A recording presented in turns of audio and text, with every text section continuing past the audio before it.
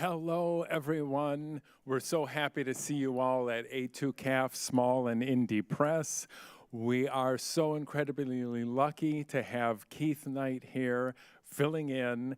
And I want to tell you a little bit about Keith. He's part of a hip-hop band called Marginal Prophets. He has been drawing his strip K Chronicles for some 35 years or longer. And he co-created and produced and wrote the show Woke, which was on Hulu. And let's give Keith a warm AADL welcome.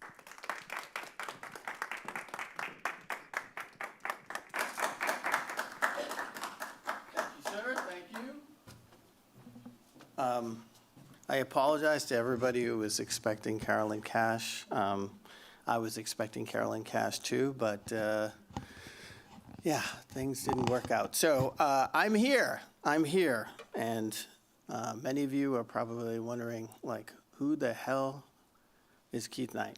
And but there's one person in the audience who's just super psyched that I'm here. That's always happens. There's always one person. So let me show you what I do. Since Tying the Knot a year and a half ago, a lot of readers have been asking me this question. Has this once macho he-master gone all soft now that I'm a married man? The answer is yes, I've gone all soft and supple. It's true, the best thing about getting hitched is being able to use all your wife's girly products in the bathroom. Stuff I wouldn't be caught dead buying in public. Okay, let's see, we got some anti-crab ointment, anal wart remover, and a peach melba loofah scrub. Shh, not so loud with the loofah scrub. That's right, people, no more scrubbing the nether regions with lava soap for me. We've got rosemary and aloe vera and eucalyptus leaves infused with hibiscus shampoo, organic sea kelp and lamb semen exfoliating wash, colloidal oatmeal and placenta enema. Honestly, y'all, using this stuff does make a difference. A lot of folks have been noticing, gee, your skin feels terrific. So this is what I do. I take mundane stuff that happens in my life and contemplate on them and hopefully tickle people's funny bone. And then I punch them in the face at the end. That's sort of my mantra for the past 35 years. And I started out doing autobiographical comic strips in middle school, in like 8th grade. And this is some of my earliest stuff here. And so these are all my buds. And here's the wild thing is, like, I realize now, looking back on it, that I was creating comics, I was creating work that reflected my reality because I wasn't getting it in school. Like, I never had any books assigned to read any books where people of color were the protagonists. I had more books where animals were the heroes and not people of color. So I created these comics that had us as the center of the story. And so that was a huge thing. I grew up in Malden, Massachusetts, just north of Boston. And I did not have a black teacher until I was a junior in college. And that black teacher was an American literature teacher. And when he assigned us writers, he assigned us Ralph Ellison, Richard Wright, Maya Angelou, and James Baldwin. And so when someone brought up, you know, why are you giving us all black writers? He said, I'm giving you all American writers. And that just blew my mind, because we have this idea of what American literature is. And it's usually Mark Twain, it's Walden Pond, you know, like all these typical things that you learn. But, you know, you realize that there's a whole plethora of different artists of color that have contributed to American literature. So this guy was working within the system, but he was also just subverting the system at the same time, which I loved. So my work went from being about keg parties to being about what it's like to be a black man growing up in America. This is dedicated to that one black kid. This is dedicated to that one black kid who lives in that tiny-ass town off the highway in the middle of nowhere. This is dedicated to that one black kid who was not into hip-hop in high school. Black Sabbath's not black, you know. This is dedicated to that one black kid who gets used as the reason why someone isn't a racist. I can't be prejudiced. My mom invited one to my 13th birthday party. This is dedicated to that one black kid with hair people want to touch all the time. Back off. Is it like a Brillo pad? This is dedicated to that one black kid who gets told they're not really black. Yo, man, brothers don't do what you do. Hey, it's a compliment coming from me. This is dedicated to that one black kid who always gets asked by white folks why they can't use the N-word. Why ask me? I don't use it. But you could if you wanted to. This is dedicated to that one black kid who wonders if they measure up to the myth. This is dedicated to this one black kid. So this is one of my most popular cartoons, and it's microaggressions before I ever knew the word microaggression. And I call it Black People Bingo, because all black people can look at this and go, oh, yeah, that's me. Oh, bingo. And I'm excited because this is being animated right now. So I have an animator who's creating it. And what I love about it is a lot of the people from my TV show are going to be doing the voices, which is really fun. But when I speak to people, the biggest thing is to tell your story. When I do cartooning workshops, tell your story. Because if you don't tell your story, other people will tell it for you, and they'll get it wrong. And for far too long, the story of people that look like me is defined by people who didn't look like me and who don't look like me. And currently, as we speak, you know, books are being banned, history is being wiped away, and you know, sanitized. And it's always been that way, which is kind of crazy. But if you tell your story, I like to go to my favorite author and his quotes. You think your pain and your heartbreak are unprecedented in the history of the world, but then you read.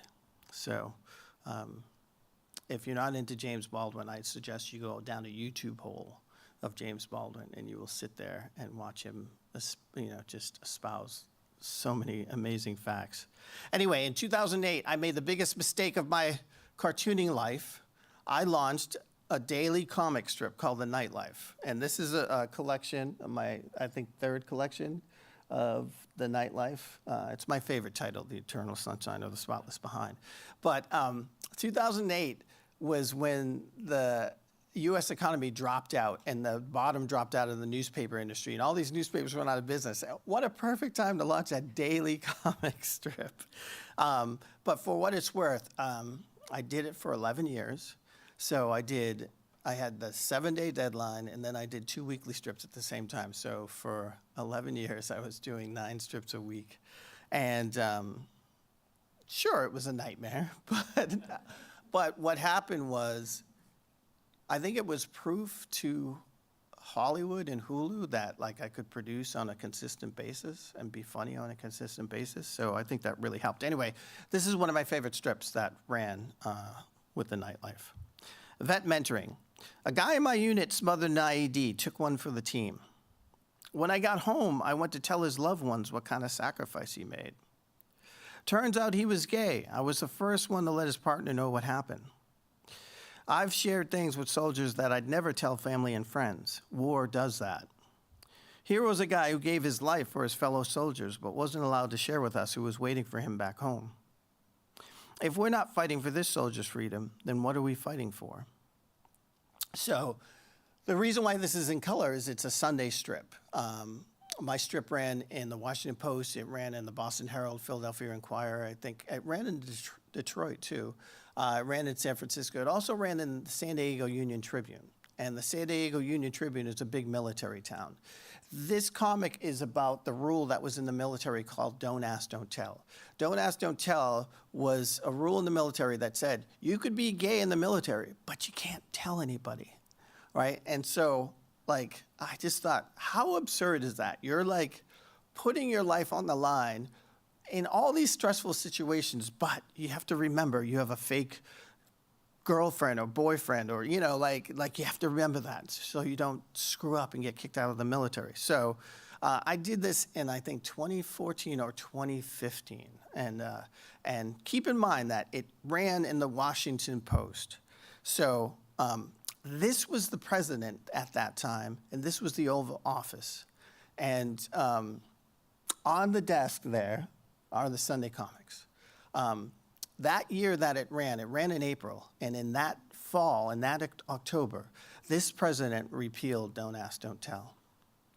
Now, I'm not saying I had anything to do with it, but the evidence is right there on the desk. And I will say this, I got all these emails from I got 27 or 28 emails from military people saying, you changed my mind on Don't Ask, Don't Tell. It's like a silly rule, And in our wildest dreams, we wish as cartoonists we could just change people's minds and hearts with our work. And so just to hear that from all these military people really meant a lot. But it's not surprising, because I believe that cartooning is one of the most powerful mediums that we've ever come up with. And I believe that this is cartooning. This is the earliest cartooning. They didn't come up with the words yet and the sound effects and all that stuff, but they came up with the images. Cartooning is a way to communicate complex issues through simple drawings. And people always talk to me about, I wish I could be a cartoonist. I can't really draw. It's really not about the drawing. You don't have to be some accomplished artist to be a great cartoonist. You just have to have good ideas, good concepts, you have to be a good writer. A good idea is way more important. Gary Larson of The Far Side, if he could draw cows or ducks better, do you think The Far Side would be as funny? No. It's like, Charles Schulz had this very simple style. Very rarely do you find somebody who writes and draws as well as they write. And that's someone like Bill Watterson. Bill Watterson could illustrate, out of his head and write out of his head. But some of the best, most effective cartoons are stick figures. I don't know if you follow XKCD. Marek Bennett is someone who uses stick figures, and he illustrated a Civil War diary that is really amazing. He's based in New Hampshire or Vermont, and he illustrated the Civil War diary. And just looking at, he would draw these battlefields of, destruction and people injured and dead, but they were all stick figures. And, just thinking about trying to draw a realistic scene like that, it would take 6 months. But the fact that he draws in stick figures is pretty amazing. I believe that hieroglyphics are cartoons, are comics. Comics have been used to speak truth to power, to inform, educate for centuries. They've been used for good and for bad. This is out of a newspaper out of Wilmington, North Carolina, in the late 1800s. And this editor was one of the people that sparked the Wilmington insurrection of 1898. It's something that it just started getting taught in North Carolina in the past 5 years. They tried to smother it for a long time.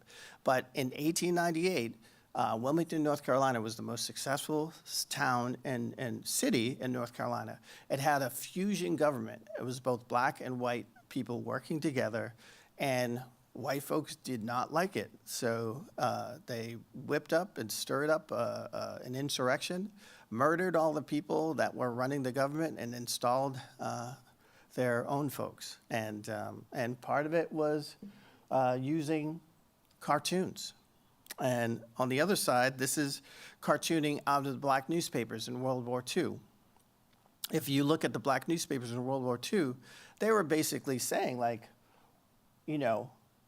we're sending all our soldiers over there, including black soldiers, over to Europe to give the rights to people that black soldiers do not have in their own country. So they're going over there to fight, and literally they would fight alongside white soldiers. And when they came back, especially to army bases in the South, once they were done with their service, literally the white people that they served with would assault them and sometimes lynch them, like the same people they fought with. And to this day, my late dad, who he was stationed in the military in the South, he would never come to visit us once we moved to North Carolina because of his memories of being in the South. It is it's absurd. Now, there are some arguments to say that the South has the South has lower, it's more black home ownership, lower black unemployment. There's a lot of it's a lot cheaper down there. And I was able to buy a house on cartoon money. But there are some places I take my kid to go play baseball and I say don't, when the sun goes down, you don't want to get lost in any of these places. And do you all know about sundown towns? So sundown towns are not just in the South. Culver City, California, where I lived, and Los Angeles was a sundown town. Sundown town is a place where all the people of color have to leave when the sun goes down. Otherwise, they'll be assaulted or lynched or hassled by the police. And, there are towns to this day that still exist. It's not written in any law or anything, but that the stuff still exists. Anyway, as far as a cartoon that may have saved the world, I talk about cartoons that save the world. This one was a cartoon that saved the world. This was a comic that came out, I think, in the early 50s. I think was distributed to 500,000 were printed. They were sent to churches, schools, and libraries all over the South. And it inspired generations of civil rights activists, including this young man who was a teenager, and he joined the civil rights movement. And when this young man got older and got into government, his assistant was found out about that comic book, that Martin Luther King comic book, and said, why don't you do a comic book about your story? And he was like, no. And thank goodness his assistant kept on bugging him to do it. And he finally relented and said, okay, you got to help me write it. And that resulted in John Lewis's March series. And talk about the most amazing cosplay ever. I was there in 2010, I was a guest at Comic-Con, and John Lewis was a guest at Comic-Con. And he cosplayed as himself as a teenager, wearing the same jacket and backpack. And he marched with kids all through the San Diego Convention Center. So that was pretty amazing. I do prints of folks that inspire me in many ways. So this is one of my favorite prints that I've done of John Lewis. All right, enough of that comic stuff. I'm going to talk briefly about my TV show. Yes, I have a TV show on Hulu. Unfortunately, we called it Woke. Woke then suddenly became weaponized. And here's the thing. When it was happening, Hulu is owned by Disney, and Fox is owned by Disney. And I was trying to get them, I was like, why can't you get the Fox News people to just talk bad about the show and say, whatever you do, don't watch this show. This is a terrible show. But and I wanted them to have billboards that said, are you suffering from secondhand woke? You could be entitled to compensation. All these different things. But, when you're working with corporate America, they're, it's not easy. But I was lucky enough to create this comic, this TV show based on my work. And I knew it would happen, but I thought it would be some low budget, sort of sleazy thing funded by gangsters in Vegas or something. But this was an amazing experience. I had top-notch actors. They recreated my apartment from the Richmond district in San Francisco. We shot it up in Vancouver because San Francisco was way too expensive. But it centered around me as a cartoonist. And this isn't the way it really happened. But, in the show, I had already been doing cartoons about police brutality for years before I had this incident with the police, but we thought the incident with the police would have a nice sort of moment to trigger the whole pilot thing. And so we shot it in Vancouver, and Lamorne Morris from New Girl plays me in the show. Blake Anderson from Workaholics plays my roommate, Gunther. That's our director, Mo Marable, who is amazing. He was the one who suggested, we were always going to incorporate animation into the show, but he was the one who said we should use puppetry. We should use all these like 3D, like real things that created more of a surreal thing. Like when he pitched it, he was like, think Michel Gondry and stuff like that. And I was like, oh, wow, that's like, he really elevated it. But I just want you to look at the actor who's playing the cop. Look how mean he looks. Like he's already in character, ready to start fights. So yeah, we shot for San Francisco in Vancouver's Chinatown. And Chinatown reminded me of where I lived in the Richmond district. And I really loved it because when I did some interviews in San Francisco and said it was shot in Vancouver, this one producer was like, oh, like I was looking for that, the restaurant where your apartment is over, And I was like, that made me feel better. Most people know it's Vancouver, anyone who's been to San Francisco. But some of the nicest comments was people would say, like, clearly someone lived in San Francisco who did the show because it's very San Francisco. I have 2 cameos. One is as a koala. I dressed up as a koala to punch my character in episode 7, I think. And so those are my sisters visiting me on on set.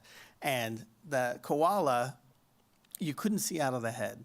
All I could see was like the space, like if you look down, the space between the head and the costume.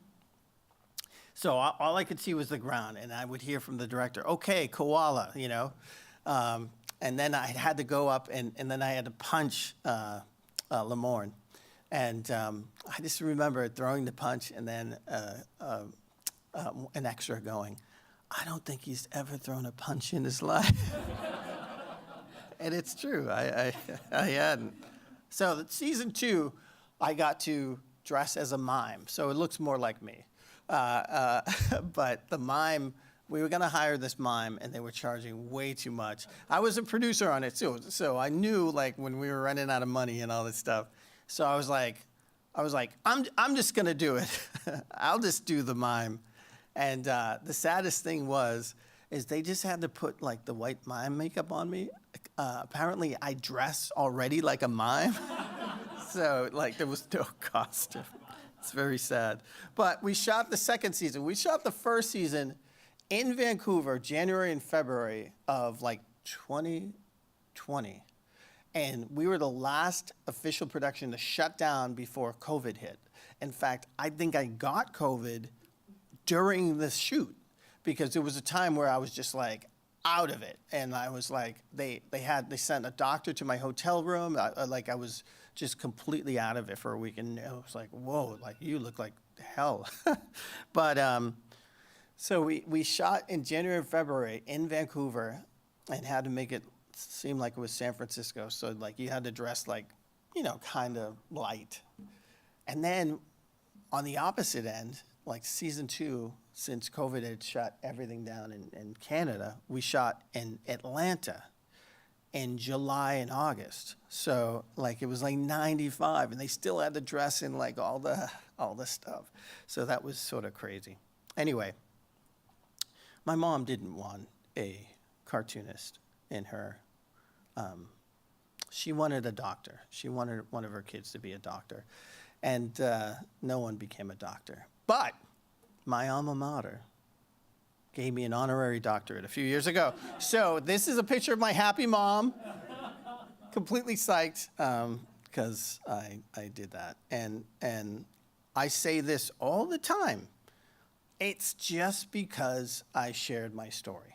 That's it. That's it. And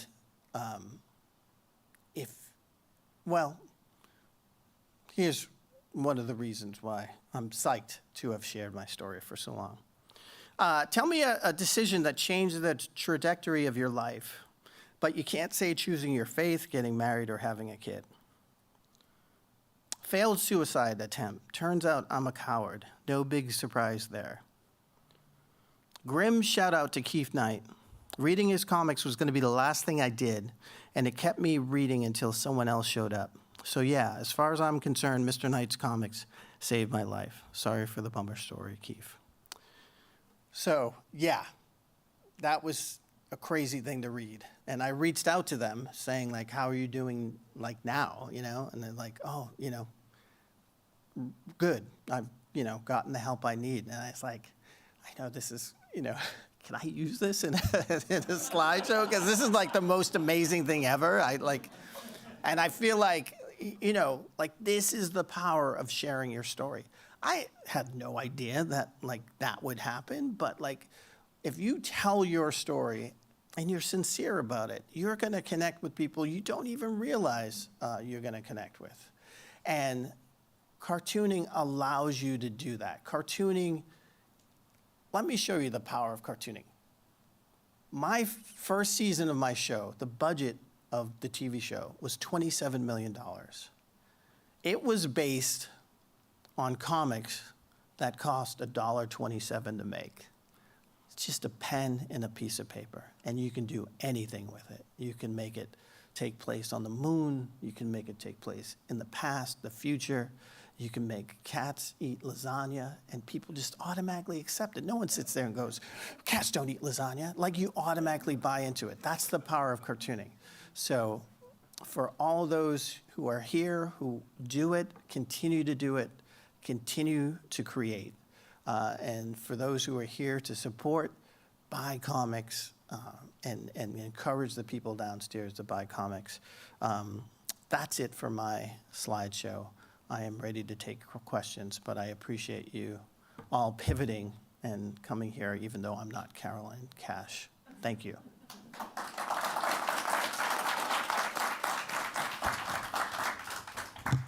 So yeah, any questions about anything? Any juicy behind the scenes stuff? Is this water for me? This is so nice. I don't know if I want to drink it. I just want to hold it. Let's go. Yeah. Do we have any questions for Keith to start with?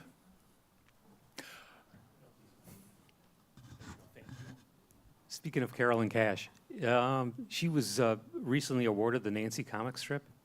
If there was any comic strip out there, I mean, well, there's probably two questions. Have you been asked to take over a comic strip? And is there one that you would love to take over?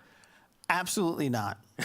Absolutely not. In fact, I'm not a fan of legacy, sort of, these people died a long time ago, let's keep it going and keep the space out so no new cartoonists can get in. I'm not a fan of that at all. And I think that has contributed to the death of newspapers. I think editors, like every survey of every newspaper thing is like everyone reads the comics first, yet they make them smaller, they, you know, have less, like I think I'm not a fan of it. And I don't mean to be, you know, be mean to anybody who does it.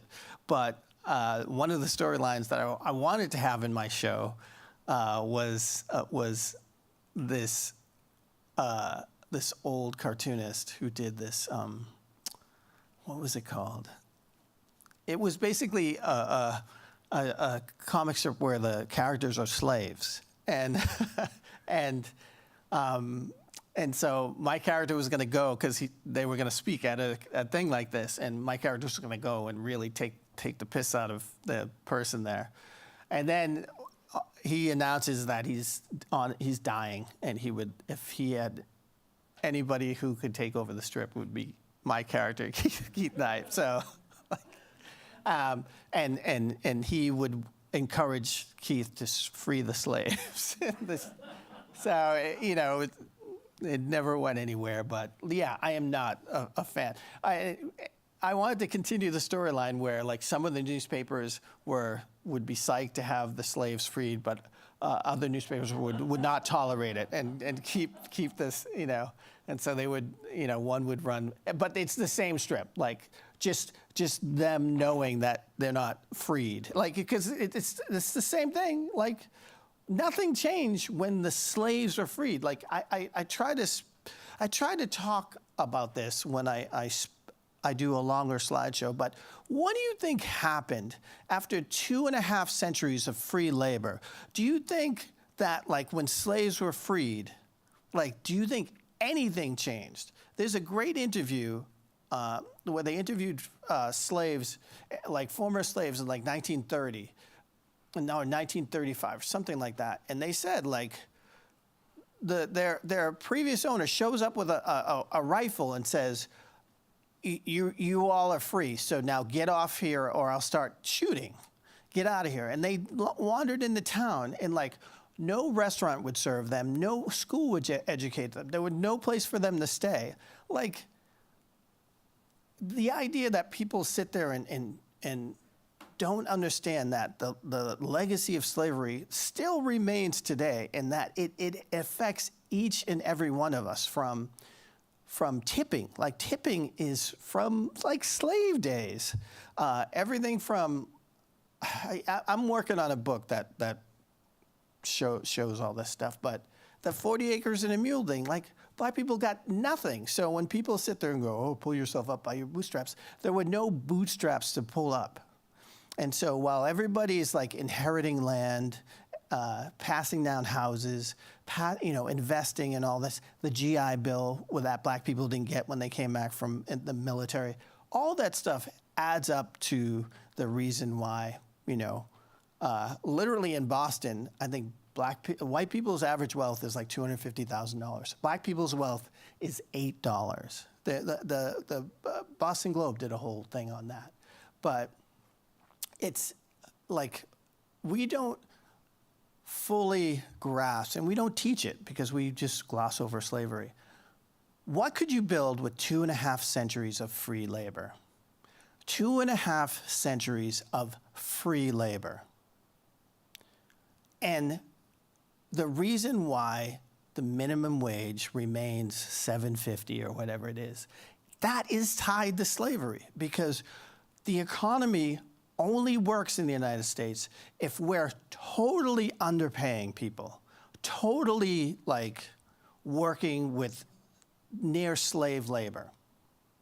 And we just, it's always been like that. And we're just, I think the sort of the curtain is being lifted now and everybody's seeing it, but it's always been this way. So that's why, white people are completely shocked by it, but Black people are like, yeah, well, welcome to our world. It's like, I know that this is a long-winded answer to legacy cartoons, but no, there's nothing I'd like to do. Now, animation, I would like to, if I could do anything, I would take Top Cat. I would take Top Cat and I would give them all, I would have them voiced by all these jazz musicians. I would infuse it with like jazz and like I would have all this stuff about like late night street. Top Cat would be like the womanizing, and it would almost be like an Ocean's 11, but with cats, and the cop would be sort of in on it with them, but they're fighting against cops. There's music. Instead of weed, it would be, what's the cat stuff that they like? Catnip, yeah, all that stuff. But, I would do that. I would reboot Top Cat. So that's close.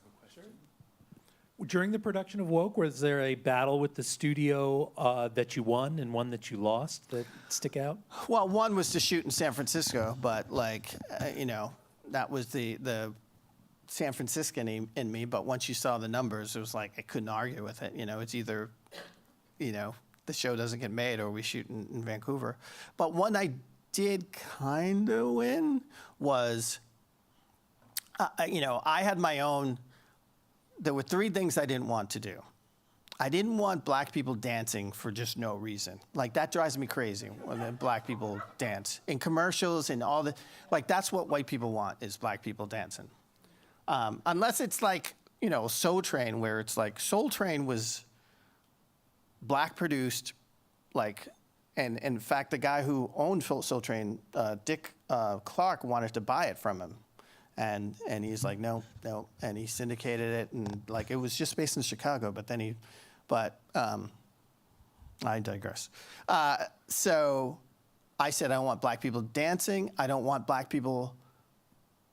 a black man dressed as a woman, unless like they're really, you know, like trans or, you know, like, I don't want it for humor. Like, oh, I'm gonna, you know, the people are after me. I'm gonna disguise myself as a woman and everybody will think I'm a woman. Like, you know, like, silly. And I didn't want anybody black pointing a gun at anybody. So when, at the end of the pilot, my character gets mugged, like, the whole thing is he's mistaken for someone who is robbing people.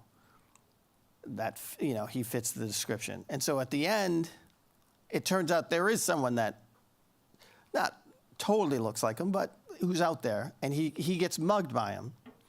And I just remember the feedback was like, so why isn't the mugger scary? Like, why is it, you know?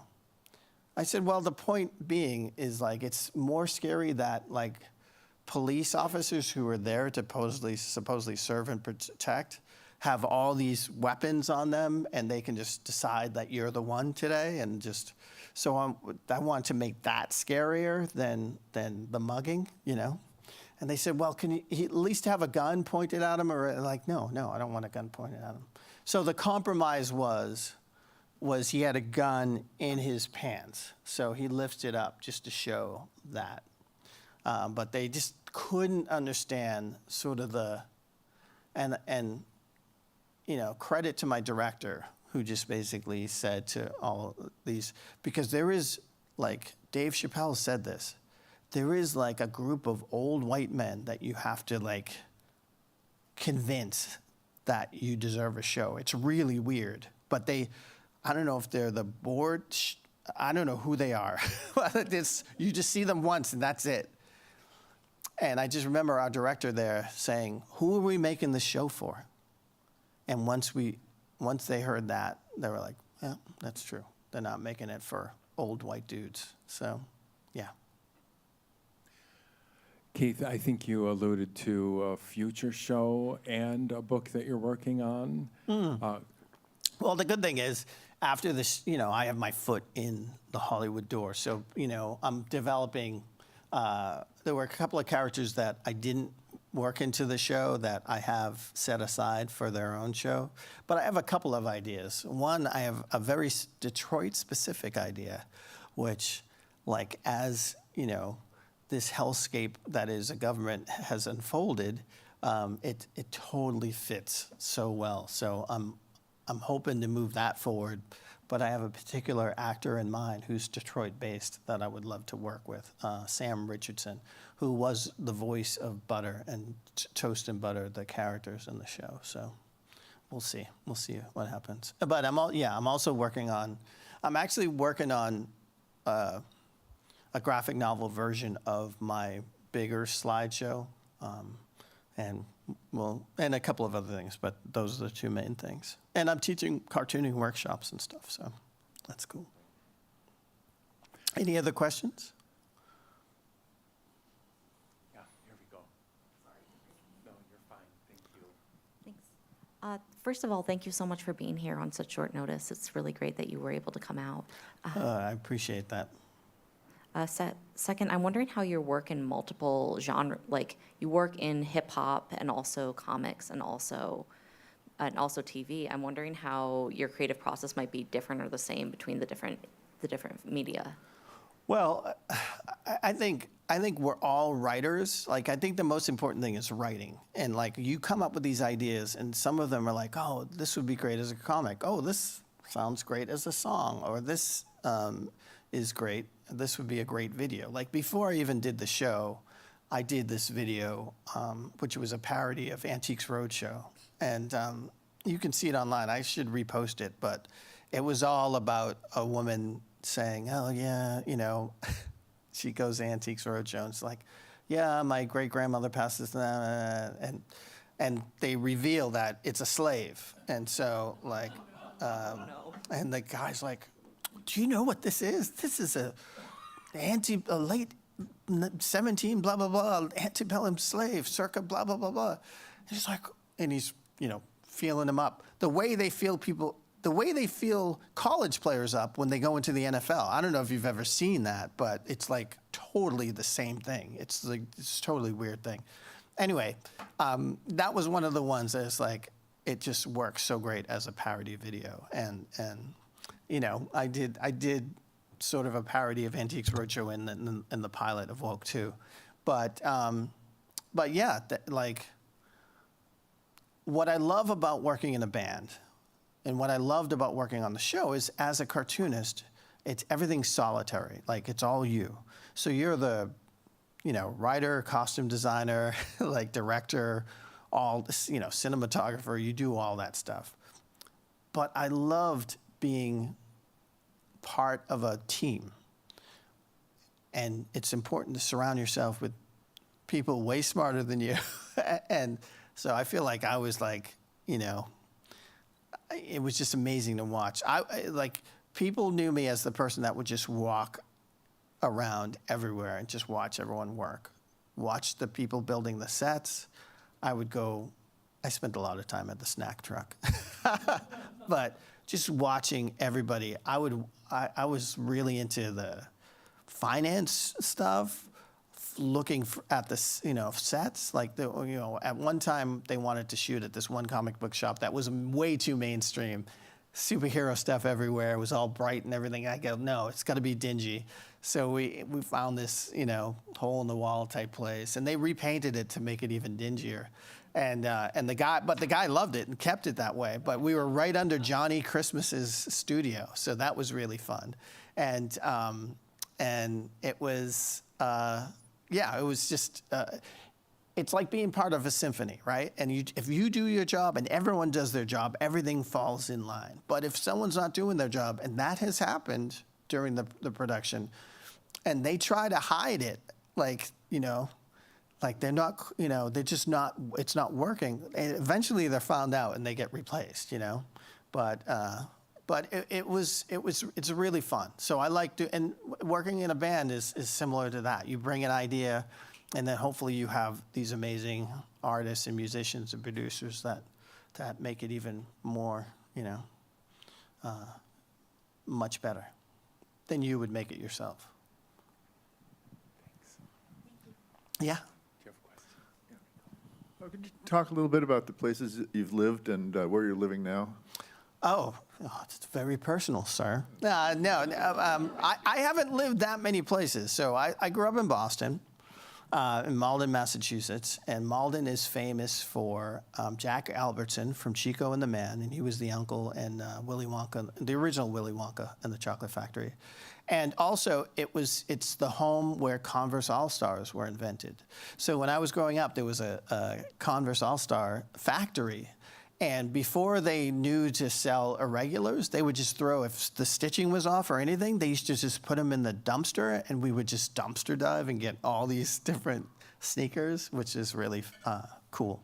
But then I went to school in Salem, Massachusetts. That's where I got my doctorate. But during the summer, I worked at Faneuil Hall in Boston drawing caricatures. And I am a terrible caricaturist. But I could work a crowd really well. And I worked next to this artist, Dale Stefanos, who was just an amazing artist. And he did the recent Betty White stamp.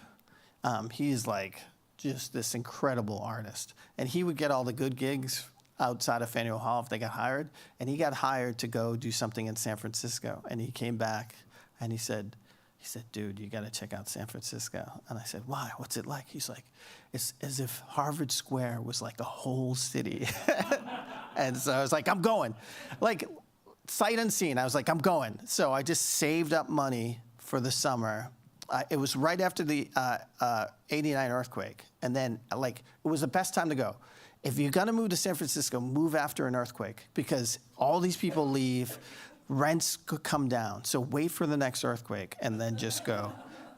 But buy houses then because someone I know bought a house right after the 89 earthquake in a neighborhood that was not, it wasn't undesirable. It's just no one cared about it. And now she's sitting on $10 million.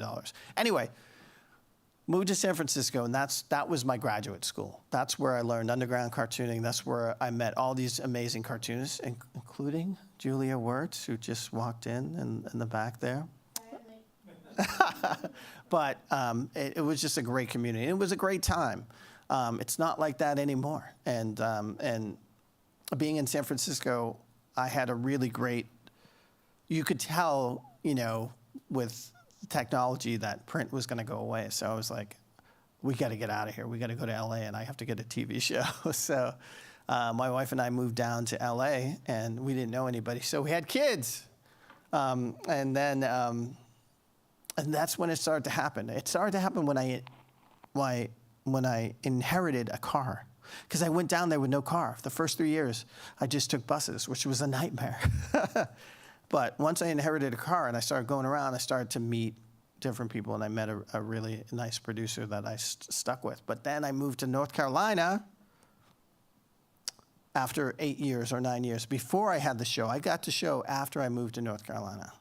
So, but North Carolina was like, because I had lived in big cities all the time, once I saw the prices of houses in North Carolina, like in Chapel Hill, they were like, oh, why are you looking in Chapel Hill? It's expensive. I was like, nothing is expensive here. I wish I bought 2 houses. I bought a house on Cartoon Bunny in Chapel Hill. And this is why, if you're a cartoonist, college towns, we're in a college town, is a great place to live because it gives you everything that a big city has, but on a much lower budget. So it's got, academics, it's got sports, it's got music, it's got, culture, art, all that type of stuff.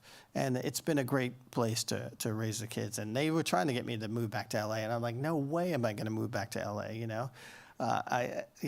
my kids were born there, but I talked to some of the kids that my oldest son went to school with, and they are so, they're going through, some interesting stuff now, in a way that is just really intense that my son's not going through, at least not yet. He should be going through it, hopefully in his 20s, not in his teens. But yeah. But there's an interesting site, and W. Kamau Bell had it on his show. It's a website that's, you put in your zip code and it tells you your the average life expectancy of that zip code. Because it can vary from, it could be just a zip code next to you that has contaminated stuff, and then and apparently Malden, Massachusetts, where I grew up, in Middlesex County and outside of Boston, is under the average life expectancy of all the United States. And I think it's because the Malden River was very dirty. There were a couple of places. Now, I moved to San Francisco, and it was 10 years above the average thing. That was 85, I think is the average. Moved to LA and went down to 81. Moved to Carborough, North Carolina, which is the artsy town right next to Chapel Hill, and it's 82. So it's worth checking out to see your life expectancy. Okay, one more question? Yeah, we've got time for one more. Yeah. Thank you. Oh, Hi. Okay, I actually just wanted to kind of know, since you write autobiographical comics, what are some of your favorites that have come out recently? oh my goodness. It sort of, I just love autobiocomics all the time, everywhere. And it's hard for me to,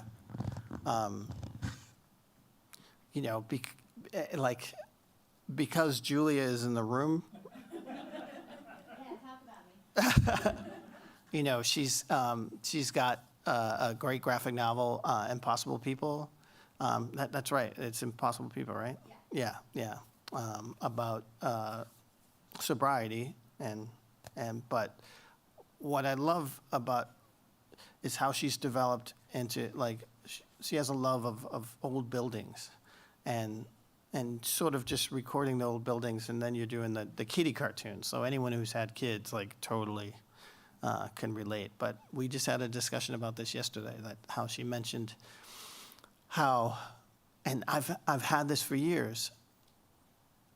Apparently, if, like, when I was a DJ in college, I would always have to have a record that's 10 minutes long because I always had to go to the bathroom sometime during my show. And Julia wrote about how, like, it's something to do with the mold in old records and books and old things that trigger something that make you have to go to the bathroom. And it was something that always happens to me in old bookstores. It happens to me in libraries. I haven't had to do it yet, so get to the bathroom now. But those type of things are exactly like those type of comics. Gabrielle Bell is someone who's I follow on Patreon, and you know, she's going through a lot of stuff, depression and stuff like that. But her comics are amazing, and you know, the journalistic cartoons of Joe Sacco, I was just looking at. If you want to know anything about what's going on in Palestine or what's been going on in Palestine, you read his work. You know, I love just so many autobio things. The only autobio stuff I don't like, and this is what, like, back in the day when I was coming up, it was always like leather-clad white dudes who are always depressed about not getting laid. Anything beyond that is interesting. And so, in Vermont, I forget, is it, I don't know, it's this book called The Angry, I don't know. It was, I don't know if it was The Angry Black Girl, like, but you could tell, like, she was in Vermont. She was a black girl in Vermont, and she was like, I forget the whole title of it, but it's like you know, you see the title and you're like, of course, yeah, you're in Vermont, and you probably get so many microaggressions, just like all this stuff, and that's a really good book too. Saddest, angriest black girl in town. That's it. And then being punk, growing up in the desert, high desert, James Spooner. And he was the original director of Afropunk, like before it became this sort of big money-making thing. And I love that he wasn't a cartoonist. And this goes back to the idea about drawing. Like, the way he did it was he basically looked for kids that looked like him when he was a teenager and looked like his friends, took pictures of them in the sort of poses that he wanted, and then he just like sort of traced them, and that's how he did the book, which to me is brilliant. Like, that's, you know, it's all brilliant. And I will mention Marek Bennett again, who does the Civil War Diary. There was a collection, because I did the nonfiction. There's a nonfiction con in Vermont, Burlington, Vermont, and Burlington, Vermont funded, like, the local arts council funded this book of stories told by this black woman that was 101 years old. And she was like, the family had all the family stories. And so all these different artists illustrated her stories. And it's wonderful. And Marek Bennett does one. And it's all stick figures. But it's such a compelling story that it's like, it's great. And Joel Christian Gill is in there, and there's a bunch of other artists. But this is one of the things I talk about in my How to Make a Living as an Artist. There is state funding. I don't know if there's federal funding anymore with what's going on, but there are ways to fund your work, especially if it's historical, if you're trying to tell a story about what's happened, you know. But of course, now it has to be a very favorable history where, you know, there's never any bad people. And, you know, or good people doing bad things. So, yeah. But yeah, if you come down to my table, I will probably think of a lot more who do autobio stuff. But I just love autobio. I love people telling their stories. I think it's. And here's the thing: like, don't let a good story. Don't let the truth get in the way of a good story. All right. Every story I tell always has some weird, enhanced, bizarre thing that happens. Like, if I told what my life really was like, it'd be extremely boring. So, but I did light myself on fire. In season 2 of my show, people say, "Well, what is some of the true stuff?" I did hang up Black People for Rent posters in San Francisco. I did have an incident with the cops, but it wasn't that intense. But I did light myself on fire in Germany. So, yeah. And so I went up in flames there, and I lived to tell the tale. So, okay, thank you very much.